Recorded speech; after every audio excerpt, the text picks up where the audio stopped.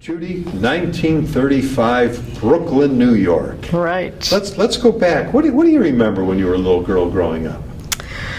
I remember living in Manhattan Beach in Brooklyn. We lived across the street from Sheepshead Bay, where we had a boat that was docked. Very nice. For a while. We lived in an apartment house. I remember World War II.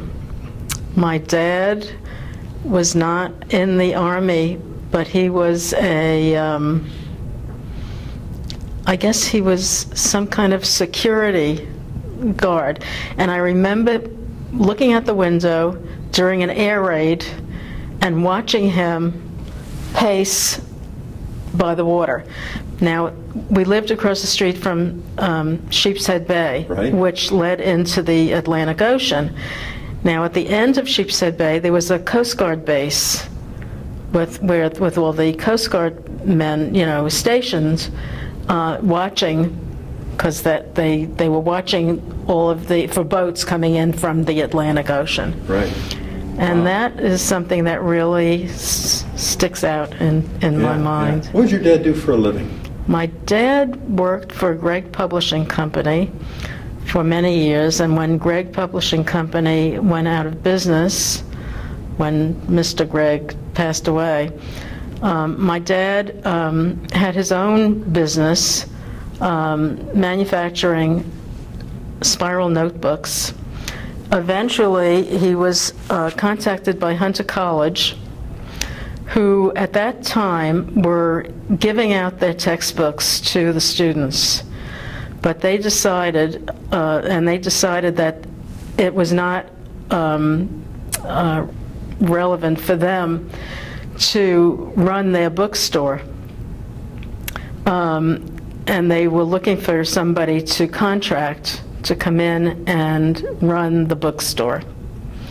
And my dad and a man named Newt Marmon were the people that they contacted. They had been in the business and they had a really good reputation for many years. So what happened was that my dad wound up running Hunter College bookstore downtown on 69th Street, and Newt Marmon ran the one up in the Bronx. My dad ran that store, for many years, and then he passed away when he was 54. Oh.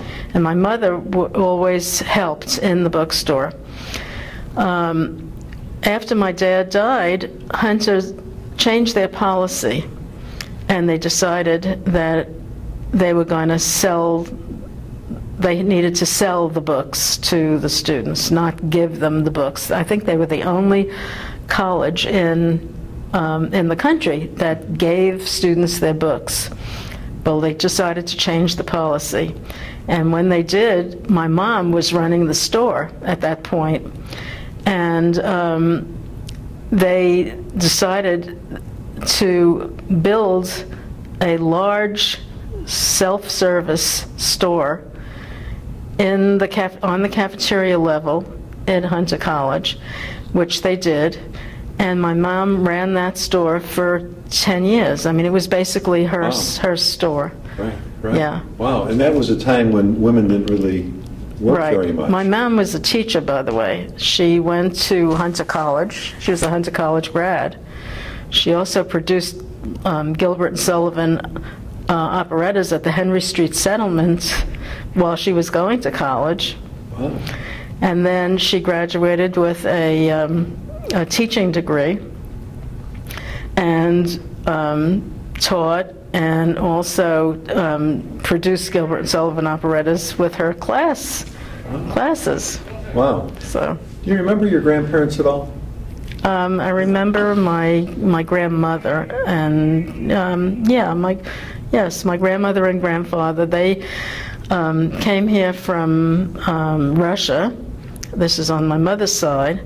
They lived in Williamsburg, which then was nothing like it is today. Today, you know, it's a really hip neighborhood where artists live, and if you can't afford to live in New York, you live in Williamsburg. Totally different. In those days, they lived in an apartment on South 2nd Street, and my grandfather owned a shoe store. And that was an area where, you know, there were push carts in the streets at that time. Do you know when they came to this country? Do they ever tell you stories about what it was like? Not really. What about your grandparents on the other side? Well, I only knew my grandmother, and they came from Poland. And I remember them telling me that there was a bridge named after them somewhere in Poland. Really? What was and the name was Aginski. Do you know why that was? I have no idea. But there's a bridge in Poland named for your grandparents. That's what I was told. So I don't know if there's an Aginski Bridge somewhere in Poland, but that's what I was told. Where did you go to high school? I went to Abraham Lincoln High School. In Brooklyn? In Brooklyn. Okay, what was high school life like for you? It was enjoyable. I graduated in 3.5 years. Decided to go to summer school to push it up, to graduate faster, and my college, my high school senior graduate program, or senior graduation. I played the piano with, I accompanied Neil Sedaka. There were a lot of very famous music people, you know, people in the music business that came out of Lincoln and out of Brooklyn, actually. So. Did you know Neil? He was a friend of my brother's, yeah. What did your brother think when Neil Sedaka became a star? I don't know. My brother is a musician. He took 6 months of bass lessons and then played at the Store Club. My brother also owned several college bookstores throughout the New York area. Yeah. So he stayed in the family business, so to speak. Yeah. I had another brother who was like my mascot. He was 11 years younger than me, and he died when he was 18 in a car crash coming back from California. He had finished 1 year of college, and that had to be a horrible time. It was horrible. Yeah. Well, after high school, was it college or was it After career? high school, I went to NYU for a year. Was commuting, and didn't really like the commute, and I wound up transferring to Brooklyn College, where I got a degree in Secretarial Studies. So that was a 2-year program. Now, what year did you graduate? I graduated from high Oh, school in 1953. Okay. And then after Then I got married in 56. Okay. So I got the, I went, that summer after graduation, I worked in the Catskills. And what did you do there? I was a counselor at Nappaneck Country Club in Nappaneck, New York. Now, there was a lot of famous stars that would go play in the Catskills. Absolutely. Did you ever see any of them? Not really. I mean, I'm sure they had comedians, you know, Right. and singers there, but I don't think Nappaneck was, you know, maybe the Nevele, which was the hotel that was pretty close by. Nappaneck was kind of a family hotel, except for the big weekends when they would have buses of singles coming up. So I met my husband up there because he was a waiter, and I was a counselor. And so who spotted who first? When I first got up there, I was dating the bellhop. And Norm, my husband, started dating somebody else. One day, the gal that he was dating, Audrey, was sick. and he was keeping her company. And I went over there to see how she was doing. And they were going to do a movie at the, they were going to show a movie in the rec hall that night. So Audrey said, you know, Sid is working, the bellhop. Why don't you and Norm go to the movie together? So, you know, I looked at him, he looked at me, and he said, you know, sure, good idea. What transpired was that a bunch of the waiters were going into town to the movie. And so he said, do you want to go? And I said, sure. So I went with him, and that night we decided we were going to get married. That night? That night. I said, I'm going to marry you. And the next week he went home and got his fraternity pin after he served dinner, got back before breakfast the next day, and the rest was history. But it wound up that Audrey and Sid, the guy that I was dating and the gal that he was dating, wound up getting married as well. Oh my gosh, how funny. Now, did you guys ever stay connected? We stayed connected for many years. When did you guys get married?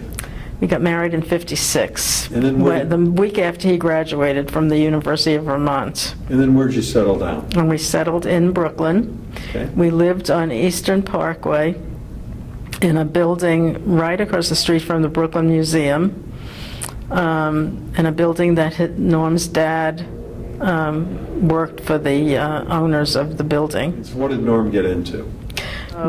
Worked for Gert's department store, merchandising. Okay.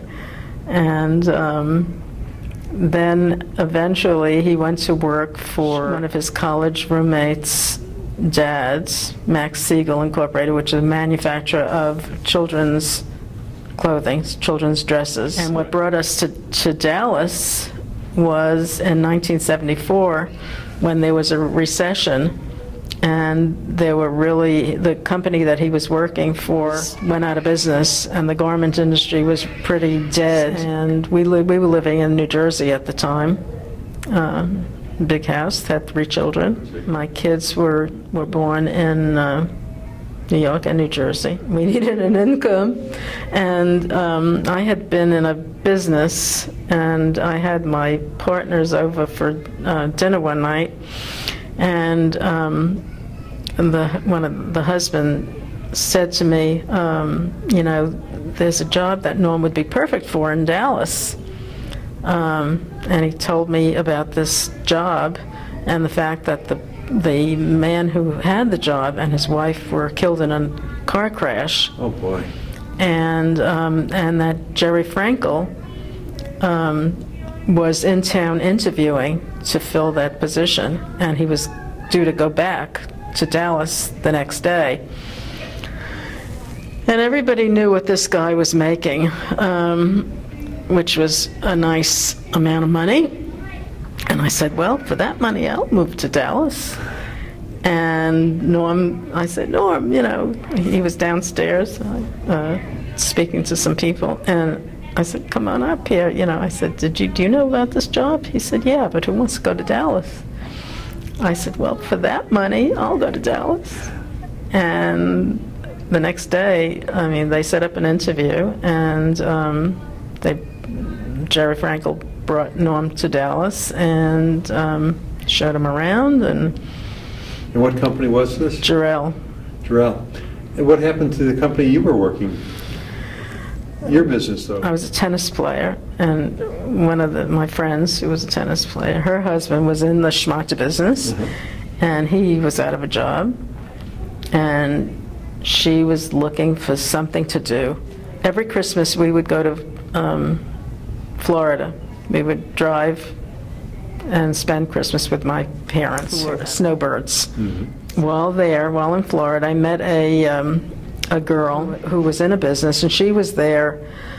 She lived in Columbia, Maryland, and she was there because she was looking for places nurseries where she could get cactus and succulents for this business that she was in, and I asked her to describe the business, and she said that they had vases with colored sand, and they would make designs in the sand and then plant the cactus or the succulents on top of these really pretty sand designs. And I came home, and Mitzi, she couldn't find anything, and she really needed to. I said, I learned about this business that this gal was in, and maybe we could see whether there's anything like that here in New Jersey.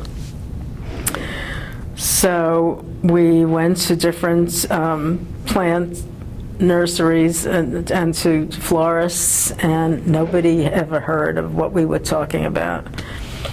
So we started making phone calls to see if there was such a thing as colored sand. And we called 3M, and nobody knew what we were talking about. So we decided to buy sand and dye it ourselves, and see if we could, how to make those designs, okay? Just play with it.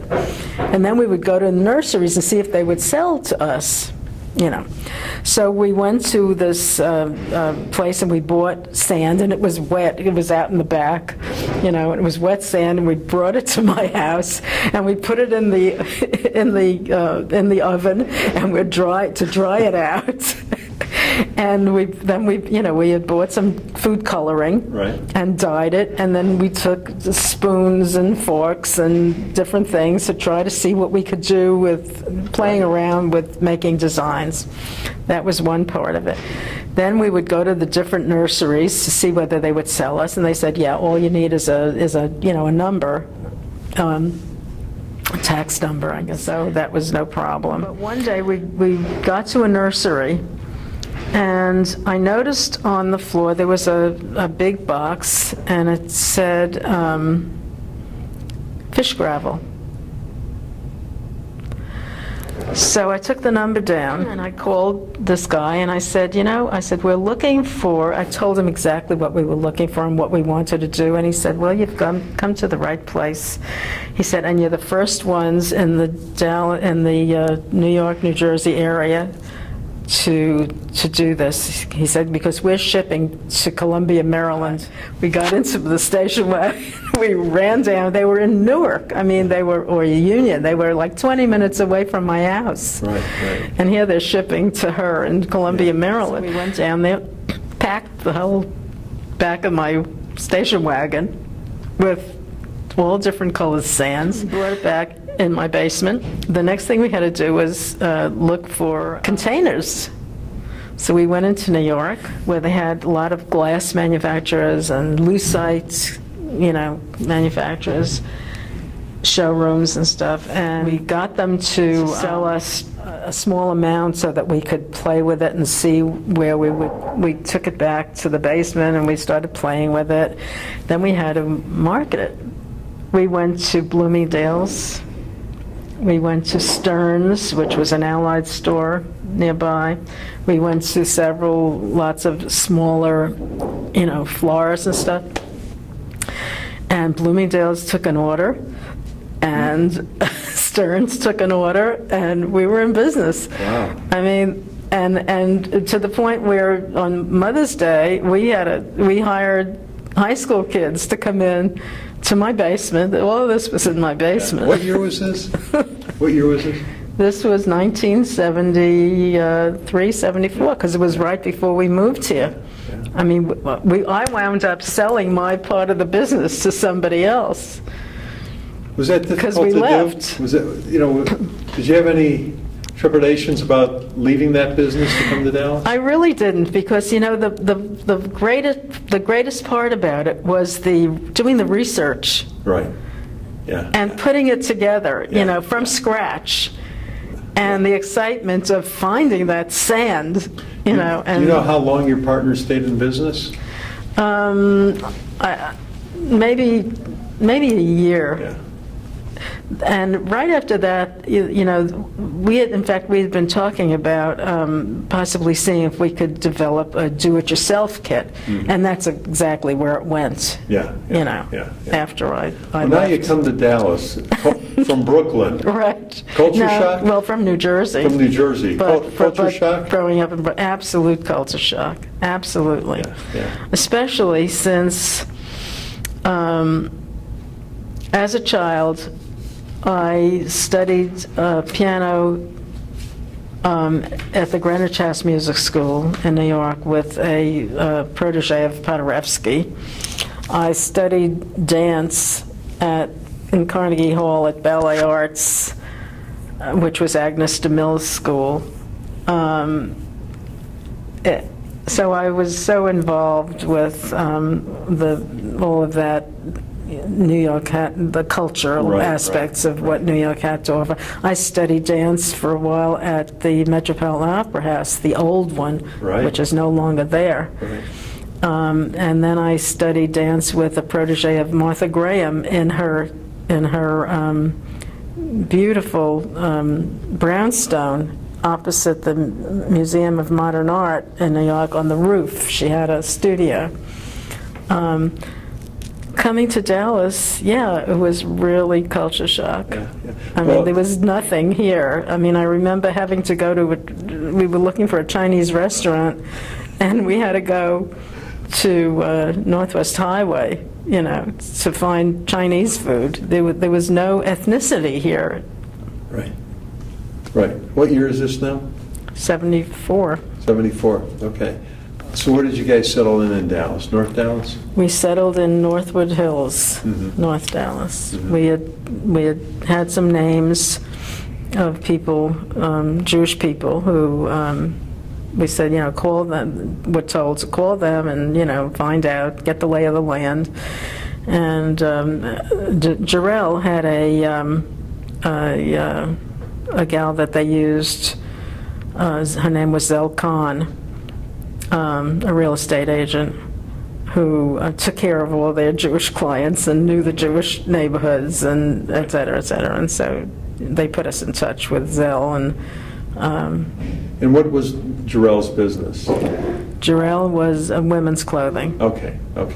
So now you guys get settled in town, and how did you get involved? I know you had your young children. I had young children, and we were living in Northwood Hills. Right. And, you know, coming from the area where I grew up, I mean, even the elementary school, I mean, I think there was one Italian, maybe two Italian kids in the school. Everyone else was Jewish. So,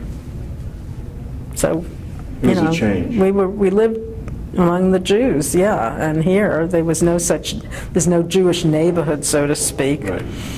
And but we wound up in Northwood Hills, and there were some Jewish people there, and we were told specifically there because of the Richardson schools. We needed to be in an area where there were Richardson schools, unless we wanted to send the kids to private school, which we did not want to do. And in the meantime, you know, I kind of felt at loose ends. I mean, the kids were all in school. Lori was in 4th grade, and the boys were in the junior high. And I was looking for something to do, and I had a degree at that point in early childhood education. And I came to the JCC, and they said, you know, would you like to work here? And I said, sure, in the kindergarten. And I started working, I guess, 3 days a week, and the way I managed it was because I was a tennis player, and we joined Brookhaven, and I also found out that there was that the Dallas Symphony were doing breakfast concerts on Friday mornings. So I was able to arrange my schedule working here in the preschool, so that I was able to play my tennis on Tuesdays. That's when the tennis tournaments were. And Fridays go to the symphony. So I worked Monday and Wednesday and Thursday, and then played on Tuesday and Friday. Wow. Until I guess I don't remember if it was kindergarten at that point. I eventually went to work full-time in the kindergarten. Right. And was also music specialist for the whole preschool.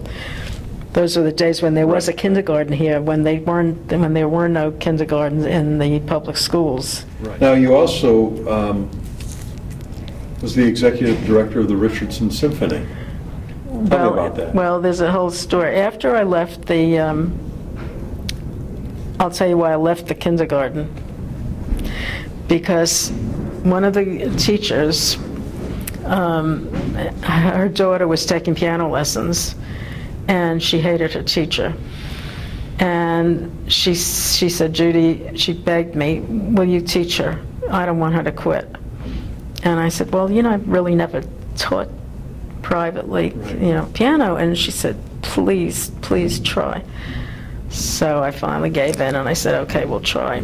And so I started teaching her. And when two of the other teachers found out that I was teaching her daughter piano, they went out and bought pianos, believe it or not. And before I turned around, I had 20 students. Oh my gosh. At which point I left the preschool here and was teaching piano. However, I was doing that after 3:30 and when the kids came out of school. So I was bored. So I went back to school. I went to UTD, and I got a degree in arts administration, and after I graduated from there, I did several internships with the Dallas Children's Theater and the Dallas Opera,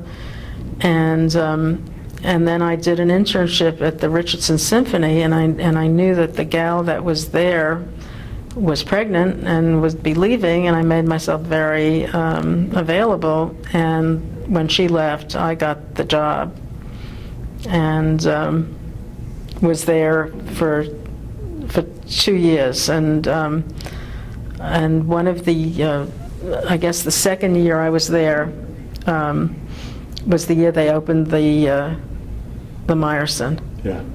And I took the symphony, the orchestra, down to the Meyerson and sold out and had a 10-page waiting list.